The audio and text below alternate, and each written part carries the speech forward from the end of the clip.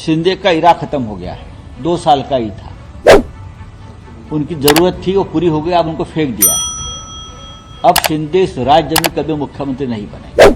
आज से देवेंद्र फडणवीस राज्य के मुख्यमंत्री हो गए। उनके पास बहुमत है।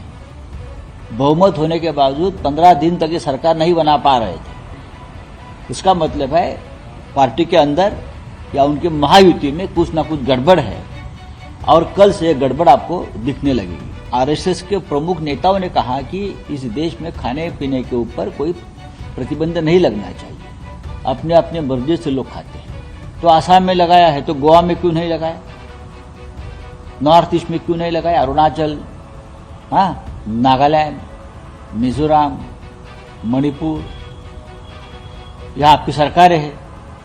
सर, आज देवेंद्र फडणवीस वोट लेंगे सीएम, और जब वो शिंदे और अजित पवार के साथ है तो उन्होंने बोला कि हम तीनों मिलकर सरकार चलाएंगे, पर शिंदे ने इस पर कोई जवाब नहीं दिया। बात ऐसी है कि अब शिंदे का इरा खत्म हो गया है।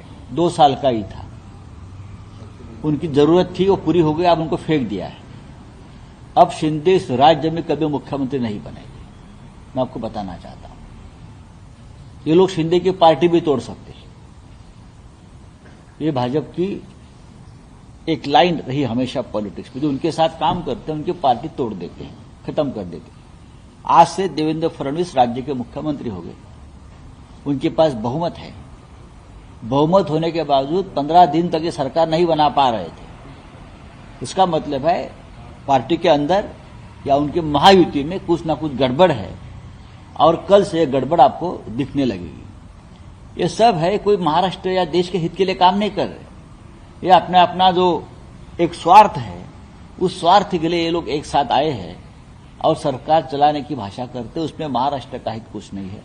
लेकिन जो नतीजे महाराष्ट्र में आए हैं उसके खिलाफ राज्य की जनता गांव गांव में सड़क पर आई है कि हमें ये नतीजे, ये निर्णय मंजूर नहीं है। फिर भी राज्य को मुख्यमंत्री मिल रहा है, आज शपथ लेंगे, हम उनका अभिनंदन करते हैं, और आने वाला जो समय आपको मिलेगा उस पद पर बैठने का, आप महाराष्ट्र के हित के लिए काम करिए। इतना मैं कहूँ। बात ऐसी है कि एक प्रोटोकॉल, एक राष्ट्रीय शिष्टाचार होता है, सबको बुलाया जाता है, देख लेंगे शाम तक।